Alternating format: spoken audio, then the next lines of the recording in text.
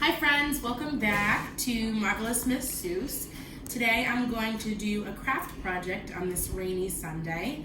I've done a lot of stories so far, so I thought we should throw in a craft. So I'm going to teach you how to make these. These are Q-tip flowers.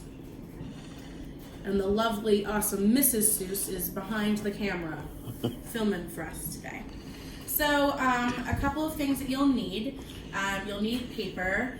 If you have blue construction paper, I recommend that, so it can act as the sky, but I only have computer paper, which is fine. You're gonna need Q-tips, glue, some type of material for the inside of the flower. So I've used buttons and pom-poms. You can use paint. And then for the stems, I used paint, but if you have pipe cleaners, yarn, string, that all works too. Just use the materials that you have in your house. So to start us off, I'm gonna grab my glue and I need to make 2 little circles here to be able to make the middles of my flowers. And remember, we don't need a ton of glue. A little goes a long way.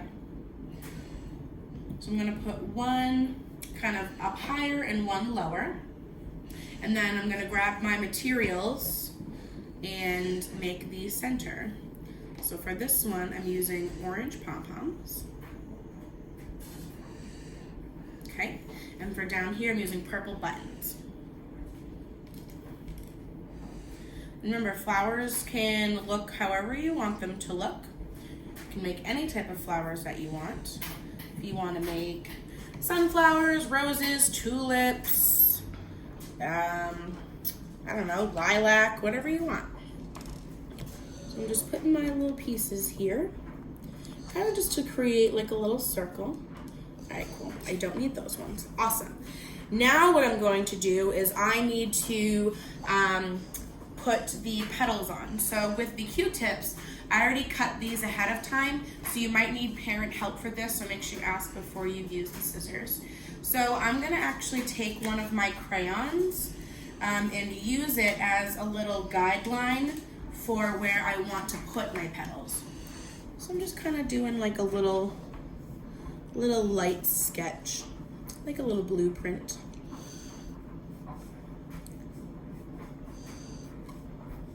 And on one of these flowers, this one up here, I'm gonna be putting more petals on this one.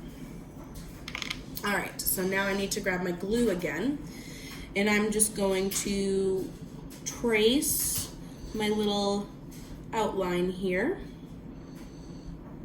And you don't have to use an outline if you don't want to, but I just use it. Kind of helped me plan out where I want to put my pieces, and also if you're trying to have it be symmetrical, that wonderful math term.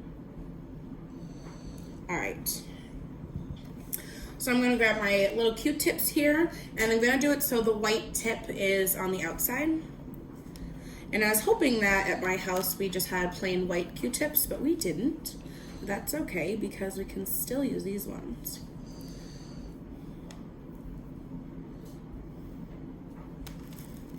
So make sure you're using materials that you just have in your house. There's no need, for you, your parents, or anybody to go out and get any supplies. Just use what you have. Be creative. That's what I love about arts and crafts, is like there's no right way to do it. Just have fun with it. All right, so my big one is almost done. Okay, so that's my big one. And now I need to move on to my bottom flower.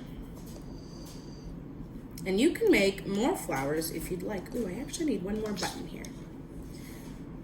I'm just choosing to make 2 flowers, but if you want to make a whole garden, go for it. Maybe use a recycled cardboard box. It's nice and big for you to make a whole little garden or landscape. All right, so now I've put all of my Q-tips on here. Now I need to make my stems. So I'm gonna use paint, because that's what I had at my house. I thought I would maybe have some pipe cleaners, but I didn't. But that's all right, we're just gonna be innovative. I kind of just make my stem a little long here. I like to make it a little curvy. And then a trick for how to make the petals is I just make a heart. and then I fill it in. Now I'm doing this kind of speedy, you know, just for the purpose of the video, but, you know, take your time, you know, do your best work, make your best creation. And I'd love to see what you use for your materials. I know every house is different. So, you know, if your parents want to send an email and show me what you used or how your beautiful flowers came out. All right, so those are my stems. And now I need to kind of make a little bit of a background. So this is where the blue paper would have been really nice to have, but that's okay. So I'm gonna take out my yellow actually, so that I can make a sun in the corner. So I'm just gonna do my little semicircle, shade it in, add my little rays. And then I'm gonna put some grass on the bottom, so that these flowers aren't just floating anywhere.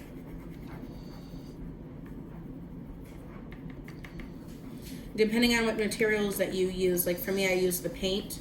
I should probably wait a little bit before I do the grass, but that's okay. And then the blue is where I'm gonna fill in areas of the sky. So I'm not going to go in between like every flower petal. I'm just gonna kind of go in like the little spaces, you know, to show the sky. But it's totally up to you how you want to make your picture look. That's what's so awesome about crafts is, like I said, there's no right or wrong way to do it, just whatever you're feeling. And this is my final product. My whole little garden I've got going here. So this is great if you want to do something for maybe a Mother's Day gift or just something for springtime to, you know, brighten up your house. So this is our first little craft here on Marvelous Miss Seuss, and I hope you enjoyed it. And like I said, I'd love to see your creations. I hope you're all doing well. I miss you very much, and I'll make sure I say it in every video because it's so true. And I hope you're doing well, and I hope that I get to see you soon. Bye.